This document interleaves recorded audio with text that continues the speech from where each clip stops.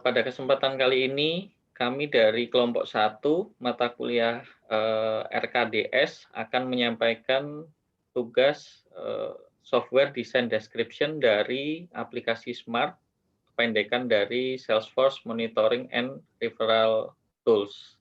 Kelompok kami terdiri dari Bagas Mardiansah dan juga saya sendiri, Aski Yunia Rosadi.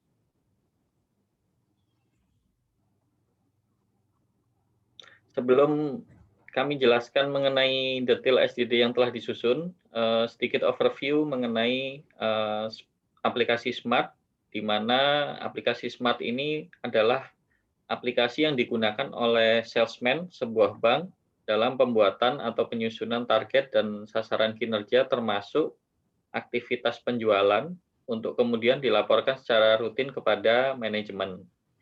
Semua data dan laporan dari salesman ini harus dapat diakses secara real time untuk kebutuhan evaluasi serta harapannya manajemen dapat mengambil keputusan secara cepat dan tepat.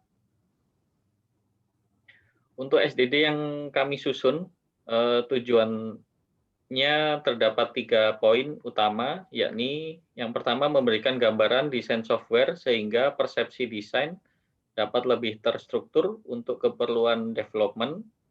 Yang kedua, untuk membahas general description dari desain elemen, termasuk interaksi antar elemen, serta struktur dari sistem, baik itu data maupun fungsional. Dan yang terakhir, sebagai salah satu acuan untuk keperluan pengujian, pemeliharaan, dan juga pemenuhan terhadap persyaratan yang telah ditetapkan. Intended audience dari SDD ini ditujukan kepada software developer khususnya dan juga stakeholder termasuk end user dari aplikasi itu sendiri, yakni manajer serta salesman atau Salesforce. Berikutnya mengenai konseptual model untuk SDD yang telah disusun.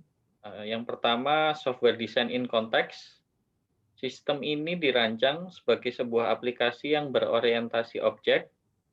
Sistem harus dapat memberikan hasil yang akurat, termasuk bagian software maupun hardware, sehingga diharapkan dapat merespon keinginan pengguna dengan benar dan cepat. Yang ketiga, diharapkan sistem dapat digunakan baik itu pada PC desktop, laptop, maupun mobile phone, namun dengan koneksi internet, karena memang baik itu Salesforce ataupun manajemen mobilitasnya cukup tinggi. Dan yang terakhir terkait portabilitas dan kemampuan adaptasi dari sistem, sistem dapat digunakan pada beberapa platform, baik itu Windows, Mac, Android, maupun iOS. Konseptual berikutnya yakni SDD within the life cycle, di mana software ini dibuat tentunya mengikuti standar dari IEEE dengan milestone utama adalah analisis kebutuhan, analisis deskripsi desain, implementasi, serta verifikasi dan validasi atas sistem yang dibuat. Pembahasan berikutnya mengenai design description information. Yang pertama, SDD identification. Smart ini akan digunakan pada triwulan 1 tahun 2022 dengan catatan telah melalui proses validasi serta verifikasi. Untuk prototipe dari Smart ini sebelum digunakan harus disampaikan oleh software developer pada triwulan 4 2021, dan untuk modifikasi serta distribusi dari aplikasi Smart ini hanya boleh dilakukan oleh Bbank selaku pemilik hak cipta dari aplikasi Smart itu sendiri, atau istilahnya disebut exclusive right property. Berikutnya mengenai stakeholder dari aplikasi ini sendiri serta concern dari stakeholder, ada 3 poin utama, yakni stakeholder Smart adalah manajemen dari Bbank dengan concern utama adalah real time monitoring report dari seorang Salesforce atau salesman-nya dengan mobilitas Salesforce itu yang cukup tinggi. Kemudian yang kedua, Smart diharapkan dapat membantu manajemen B-Bank dalam pengambilan keputusan secara tepat dan cepat. Namun perlu dijadikan catatan mengenai concern manajemen bahwa biaya pembuatan aplikasi Smart ini juga menjadi pertimbangan dan perhatian bagi manajemen karena manajemen B-Bank ini cukup sensitif terhadap biaya. Untuk berikutnya mengenai penjelasan SDD yang kami susun akan disampaikan oleh Mas Bagas. Silakan Mas Bagas. Baik, Pak Aski, terima kasih banyak. Tadi telah dijelaskan terkait dengan deskripsi-deskripsi dari aplikasi Smart sendiri. Dan sekarang kita akan menginjak tentang desain viewpoint. Untuk use case diagramnya sendiri, kita langsung menuju salesman antara salesman dan manager. Di mana salesman ini nantinya akan bisa meng-add new customer, view customer, create new report, view report, create new target, dan view target. Begitupun juga manager. Di sini manager pun juga bisa meng-add new customer, view customer, create new report, create new target, dan view target. Di mana kedua belah pihak ini saling berkaitan satu sama lain. Selanjutnya untuk package diagramnya tadi telah dijelaskan juga kalau aplikasi ini bisa diakses melalui device-device seperti mobile device dan web akses untuk user-user tertentu. Dan di sini untuk cara loginnya akan dibahas di slide selanjutnya. Nah, untuk data-data akan terkumpul di satu cloud dan dengan ada firewall, dan di sini akan ada web server khusus untuk aplikasi ini. Nah, di sini untuk kontrol servernya akan dikontrol oleh admin dan di match server. Nah, karena ini aplikasinya akan digunakan di satu Indonesia, di sini untuk masalah admin, sales, dan manajer akan disesuaikan sesuai dengan kantor cabang masing-masing. Dan untuk deploy program, di sini ada 3 hal dari graphic user interface, dari aplikasi, dan aplikasi server. Boleh di next, Pak Aski. Nah, di sini kita sudah menyediakan kelas diagram dengan total ada 8 kelas diagram yang saling berkaitan. Dan di sini untuk kelas diagram pertama adalah account. Account ini difungsikan untuk kelas diagram yang khusus untuk user pengguna, kelas untuk user pengguna. Di mana nantinya akan ada tipe-tipe data yang dibentuk, data-data yang dibentuk seperti account name, account type, deskripsinya juga, phone number, website, hingga address-nya. Nah, di sini kita juga membuat suatu kelas khusus, ada add account, update account, delete account, dan show account. Jadi setiap akun yang dibuat akan berkaitan satu sama lain dan dapat di-add, dapat di-update, delete, atau diperlihatkan. Nah, akun ini akan tersambung dengan kontak. Kontak ini adalah detail kontak pengguna, di mana user yang telah diciptakan atau di-create antara usernya sales atau usernya dari manajemen akan dapat membuat suatu detail kontak pengguna. Dan sama seperti account, detail kontak pengguna ini kita dapat meng-add kontak, update kontak, delete kontak, dan show kontak. Kontak ini lebih dikhususkan kepada bagaimana kita menginput data-data dari klien atau nasabah langsung terkumpul dari kontak. Terus selanjutnya leads. Leads adalah target penjualan. Nah, di sini akan ada target-target penjualan, di mana target penjualan ini dikhususkan untuk sales dan untuk manajemen, dan manajemen mengisi untuk sales. Dan di sini terhubung langsung di lead source. Lead source-nya ini juga detail targetnya, bahwasanya untuk target poin-poin utamanya dari target tersebut apa, ini masuk bagian dari lead source. Dan untuk selanjutnya adalah activities. Nah, setelah user sudah meng-create kontak, terus bisa melihat targetnya sendiri.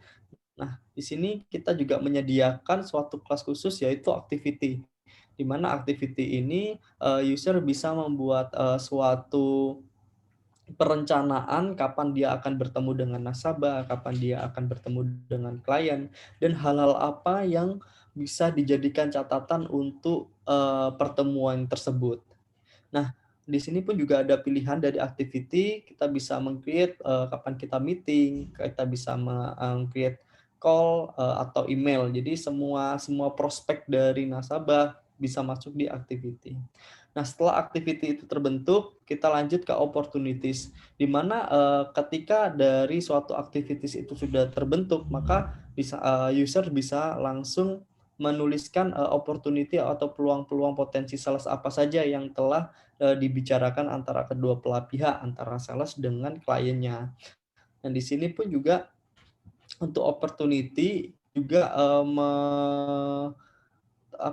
tersambung juga antara kontak dari klien tersebut, seperti itu. Nah, untuk opportunity kita langsung saja terbagi dua, yaitu opportunity product dan opportunity contact.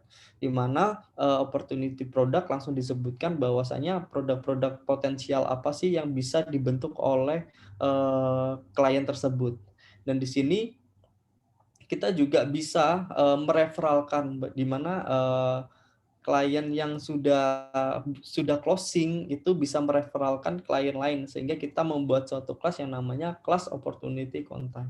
Dan keseluruhan kelas ini dari opportunity product dan opportunity contacts, kita juga bisa meng-add opportunity, update, delete, dan show opportunity. Seperti itu untuk penjelasan keseluruhan kelas diagramnya. Boleh next Pak Aski. Nah, ini untuk sequence diagramnya. Sequence diagramnya terdiri dari 4 hal yang telah disebutkan tadi di deskripsi, bahwasanya setiap user pasti bisa meng-add user, dan di dalamnya kita bisa mengedit data dari user atau meng-view dari customer tersebut.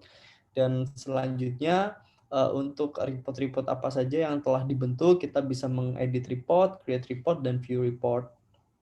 Dan untuk setelah report itu terbentuk, maka akan terbentuk suatu target ya. Itu sudah otomatis di situ terdapat nanti ada pilihan bahwasanya opportunity yang tadi telah dibuat apakah closing ataukah masih hot prospect atau bagaimana, nanti akan tercatat di target tersebut. Dan antara target dengan realisasinya akan dilakukan perbandingan, dan di situ kita user atau salesman bisa mensubmit realisasi target. Seperti itu. Boleh next, Pak. Nah, ini untuk Smart User Interface. Tadi kita sudah membahas kelas diagram dan sequence diagram, dan ini adalah tampilan user interface ketika user ini pertama kali salesman untuk membuka ya. Jadi kita ada user sebelumnya, ada login dan mengisi password. Dan ketika user itu sudah login, mengisi password dan sudah mengisi username-nya, maka akan disajikan menu interface pertama ya, yang di sebelah sini, yang di sebelah kiri atas. Nah, di sini ada beberapa menu drop down, yaitu lead generation, terus ada lead qualification, report, sama feature. Di mana yang lead generation ini adalah khusus untuk tambahan-tambahan customer atau klien, di mana kita bisa menambahkan data-data untuk klien baru, data-data untuk nasabah, baik nasabah baru maupun nasabah lama. Dan kita kalau misalnya ada klien-klien yang misalnya belum valid, kita bisa memasukkan ke dalam prospek draft. Nah, ini sebagai gambaran untuk penambahan prospek baru. Jadi ada informasi detail, ada data pribadi, ada pekerjaan, hingga prospek produk apa aja yang masuk. Nah, di sini sesuai dengan kelas-kelas yang kami buat tadi ya, bahwasanya ini ada kelas count, ada kelas untuk prospek ini masuk kelas opportunity-nya. Seperti ini. Dan user salesman bisa mengisi di sini lengkap ya. Kita kasih tanda bintang, artinya bahwa data-data ini harus diisi. Seperti itu. Nah, selanjutnya ketika